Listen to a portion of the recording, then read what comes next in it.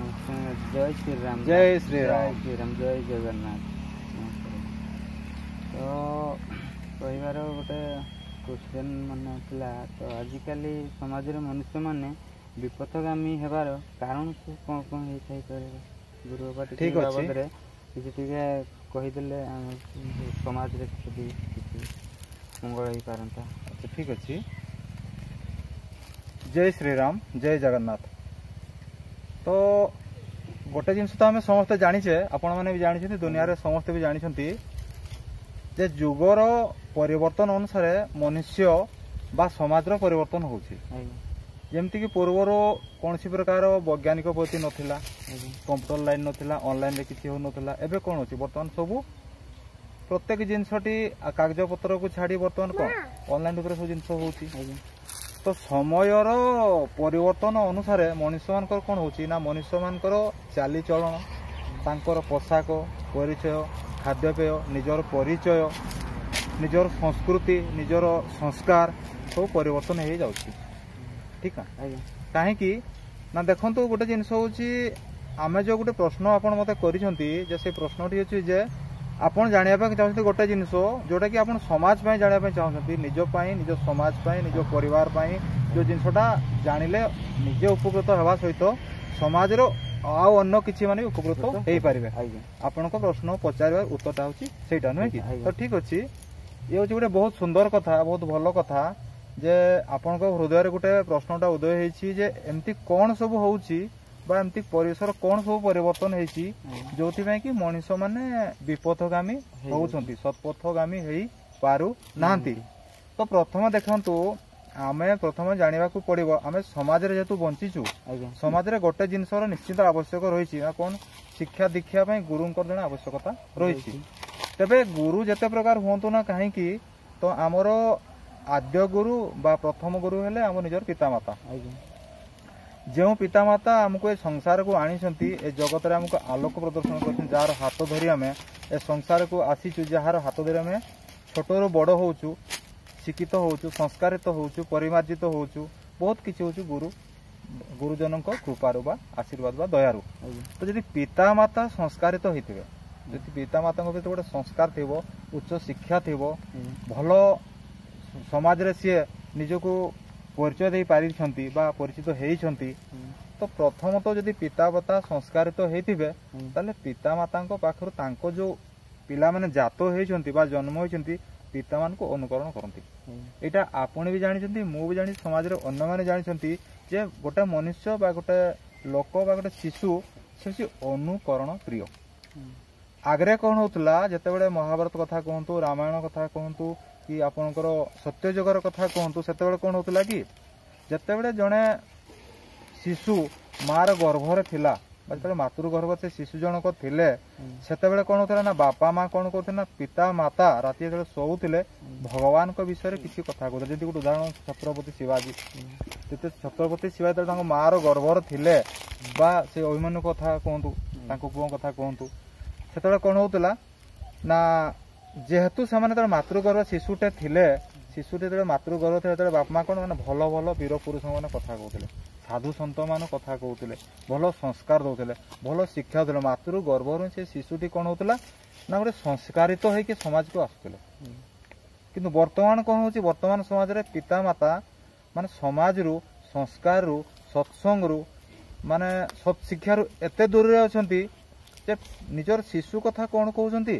ताको निज विषय जाने पे तांकर समय नाही एते वर्तमान समय अभाव अछि जे जानि पारनते जे मु को स्तर रे अछि मु सत्पथर अच्छी कि असत्पथर अच्छी माने कौन मु सुकर्म करुच्ची कि कुकर्म करुच्ची मु को रास्ता मु जानी पारे कहीं मनुष्य बर्तमान समय ना आगे कौन होता ना भागवत सब टंगी थी भागवत टंगी जाकि सब संध्या सब एकत्रित होते भगवान को आलोचना होता सत्संग होता प्रवचन होता सत्कर्म होता सेवा होता त्याग होता दान होता एमती बहुत किसी होता एगुड़ा हूँ देवगुण संपूर्ण जिन कि बर्तमान मनुष्य कौन होता टिके जब से समय पाँच दीज जब सांग होती या ता विरोध या कथा ता या विभिन्न प्रकार सब कु आलोचना हो। द्वितीय कौन बर्तमान मनुष्यर परम शत्रु है जो मोबाइल कथा पड़ी बर्तमान मोबाइल डेवलपमेंट एत हो मनुष्य कौन करुच्ची टिके समय सी पाइले सी मोबाइल पछे ही लगुच আর দেখবে যদি শতকଡ଼ା আপনার গোটে হিসাব করা চেষ্টা করবে না 100 ভাগর 90 ভাগ লোক মানে যে মোবাইল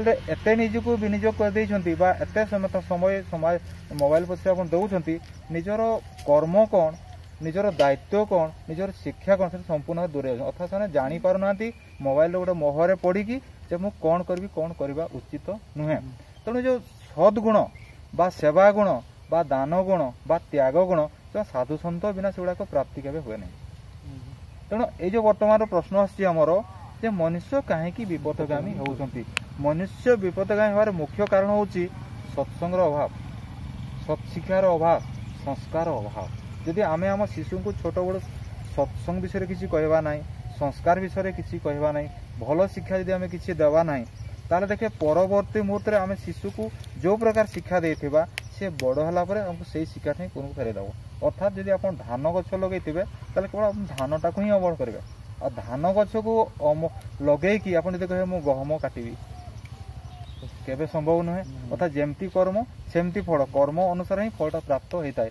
ତେଣୁ ବର୍ତ୍ତମାନ କ'ଣ ହେଉଛି ନା ବହୁତ ଭଲ ଭଲ ସବୁ ଆଶ୍ରମ ରହିଛି, ସାଧୁ ସନ୍ଥ ରହିଛନ୍ତି, ସଦ୍ଗୁରୁ ରହିଛନ୍ତି, ଭଲ ଭଲ ସଂସ୍କାରବାଦୀ ଆଦର୍ଶ ପୁରୁଷ ମହାପୁରୁଷ ମହାମାନବ ଅଛନ୍ତି। ଆମେ ଯଦି ସତ୍ସଙ୍ଗର ଅନୁଗାମୀ ହେବା, ସତ୍ଶିକ୍ଷାର ଅନୁଗାମୀ ହେବା, ସତ୍ପଥରେ ନିଜକୁ ପରିଚାଳିତ କରିବା, ତେବେ ଆମ ପାଖରେ ଯେଉଁ ପିଲାମାନେ ଅଛନ୍ତି, ଆମ ଛୋଟ ଛୋଟ ଯେଉଁ ଶିଶୁମାନେ ଅଛନ୍ତି, ବାପା ମାଆଙ୍କୁ ସେମାନେ ଅନୁସରଣ କରିବେ। ଯଦି ଆପଣ ସକାଳେ ସୂର୍ଯ୍ୟଙ୍କୁ ଅର୍ଘ୍ୟ ପ୍ରଦାନ ଦେଉଥିବେ, ହନୁମାନ ଚାଳିଶା ପଢ଼ୁଥିବେ, ଗୀତା ପଢ଼ୁଥିବେ, ଭାଗବତ ପଢ଼ୁଥିବେ, ଆପଣଙ୍କର ଦେବଗୁଣ ସମ୍ପନ୍ନ କୌଣସି ପୁସ୍ତିକାକୁ ଆପଣ ଯଦି ପାଠ କରୁଥିବେ ପଢ଼ୁଥିବେ, ଦେଖିବେ ଆପଣ ପିଲା ନିଶ୍ଚିତ ତାକୁ ଅନୁସରଣ କରିବେ। କାରଣ ଏଇଟା ହେଉଛି ସତ୍ୟ ଯେ ବଡ଼ମାନେ ଯାହା କରନ୍ତି ଛୋଟମାନେ ତାହାକୁ ଅନୁକରଣ କରନ୍ତି, ଠିକ୍ ନା ନାଇଁ କୁହନ୍ତୁ? ନିଶ୍ଚିତ।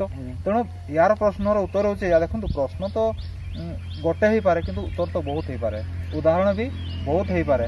ତେବେ ଆମେ ଯେଉଁ ସ୍ତରର ଲୋକ ବା ଆମର ବ୍ୟକ୍ତିତ୍ୱ ଯେଉଁ ପ୍ରକାର ଅଛି, ଆମେ କେମିତି ଅଳ୍ପରେ ଅଧିକ ବୁଝିପାରିବା ସେଇଟାକୁ ଚେଷ୍ଟା କରିବା ସବୁବେଳେ ଦରକାର।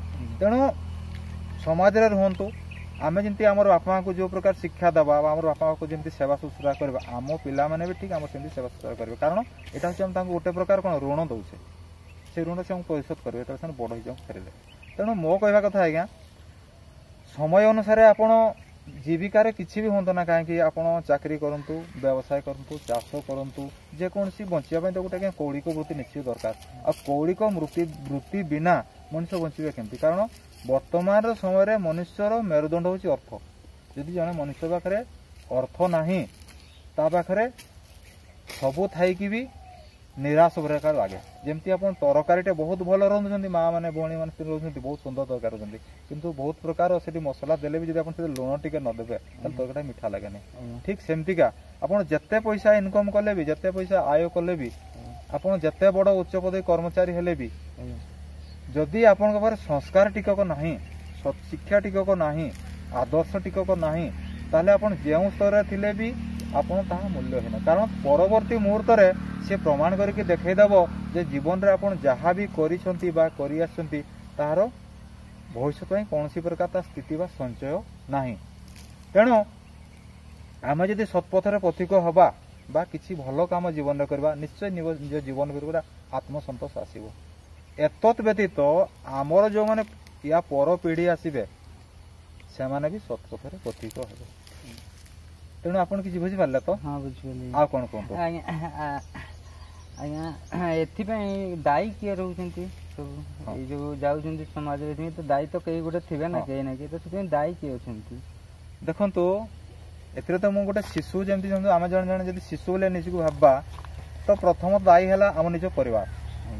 କାରଣ ଆମର ବାପା ମା, କକା ଖୁଡ଼ି କି ଦାଦା ଦାଦି ଯେଉଁମାନେ ଆମର ଅଛନ୍ତି ଆମ ପରିବେଶ ଭିତରେ ବା ପରିବାର ଭିତରେ, ସେମାନେ ଯଦି ଆମକୁ, ଆମେ ଯେତେବେଳେ ଛୋଟ ରହୁଛେ, ଯଦି ଆମକୁ ସେମାନେ ସତ୍ପଥ ଦେଖାଉନାହାନ୍ତି ବା ସତ୍କର୍ମରେ ଆମକୁ ନେଉନାହାନ୍ତି, ତାହେଲେ ସେମାନେ ଯେଉଁ ପ୍ରକାର ପଥରେ ଆମକୁ ନେବେ ଆମେ ହୁଏତ ସେଇ ପ୍ରକାର ପଥରେ ପରିଚାଳିତ ହେବା, ନୁହେଁ କି? ତେଣୁ ପ୍ରଥମେ ତ ନିଜର ପରିବାର ହିଁ ଦାୟୀ, ଅର୍ଥାତ୍ ନିଜର ପିତାମାତା, ନିଜର ଗୁରୁଜନ ପ୍ରଥମତଃ ଦାୟୀ। ଦ୍ୱିତୀୟରେ ଏ ସମାଜ ବି କିଛିଟା ଦାୟୀ ଅଛି, କାରଣ ପରିବାରକୁ ନେଇକି ସମାଜଟା ତିଆରି ହେଇଛି। ସମାଜ ନେଇକି ଗୋଟେ ଜିଲ୍ଲା କୁହନ୍ତୁ, ଗୋଟେ ରାଜ୍ୟ କୁହନ୍ତୁ, ଗୋଟେ ଦେଶ କୁହନ୍ତୁ, ଏମିତି ମାନେ ପରିବାରରୁ ହିଁ ମାନେ ବିଶ୍ୱଟା ସୃଷ୍ଟି ଯିବା ତିଆରି ହେଇଛି। ତେଣୁ ଯଦି ଆମ ଗୋଟେ ପରିବାର ଭିତରେ ଯଦି ସମାଜ ସଂସ୍କୃତିର ଅଭାବ ରହିଛି ତାହେଲେ ନିଶ୍ଚିତ ରୂପେ ଦେଶରେ ବି ସେଇ ଅଭାବଟା ପରିଲକ୍ଷିତ ହବ। ତେଣୁ ସର୍ବପ୍ରଥମେ ଏଥିରେ ଦାୟୀ ହେବେ ଆମକୁ ଯୋଉମାନେ ଜନ୍ମଜାତ କରି ସଂସାରକୁ ଆଣିଛନ୍ତି। ଯଦି ସେମାନେ ହିଁ ଆମକୁ ବିପଦଗାମୀ କରିଦିଅନ୍ତି ତାହେଲେ ପ୍ରଥମତଃ ମୁଖ୍ୟ ଦାୟୀ ଆମର ନିଜର ଗୁରୁଜନ ପିତାମାତା ହିଁ ଅଟନ୍ତି। ଯଦି ଆମକୁ ଭଲ ସ୍କୁଲରେ ପାଠ ପଢ଼େଇବେ ନାହିଁ, ଭଲ ଶିକ୍ଷା ସଂସ୍କାର ଦେବେ ନାହିଁ, ଆମ ପାଇଁ କିଛି ମାନେ ଅର୍ଥ ସଞ୍ଚୟ କରିବେ ନାହିଁ, ଆମକୁ ଧର୍ମ କ'ଣ ଅଧର୍ମ କ'ଣ ଏ ବିଷୟରେ କିଛି ଆମକୁ ଜଣେଇବେ ନାହିଁ। ଆମେ ତ ଶିଶୁ ନାମ ତ କିଛି ଜାଣିନୁ ନା, ଯେତେବେଳେ ବଡ଼ ସେତେବେଳେ ସିନା ଆମେ ଜାଣିବା। ଆଉ ବଡ଼ ହେଲା ବେଳକୁ ଆମ ପାଖରେ କିଛି ବି ନଥିବ, ସମ୍ପୂର୍ଣ୍ଣ ସେ ଶିଖିବାର ବୟସଟା ନଷ୍ଟ ହେଇଯାଇଥିବ। ତେଣୁ ଏଥିପାଇଁ ସର୍ବପ୍ରଥମେ ନିଜର ଗୁରୁଜନ, ନିଜ ପିତାମାତା, ନିଜ ପରିବାର, ନିଜ ସମାଜ ହିଁ ଏଥିପାଇଁ ଦାୟୀ। ଶ୍ୟାମ ରାମଚନ୍ଦ୍ର କି ଜୟ। ଜୟ ଶ୍ରୀରାମ। ଜୟ ଶ୍ରୀରାମ।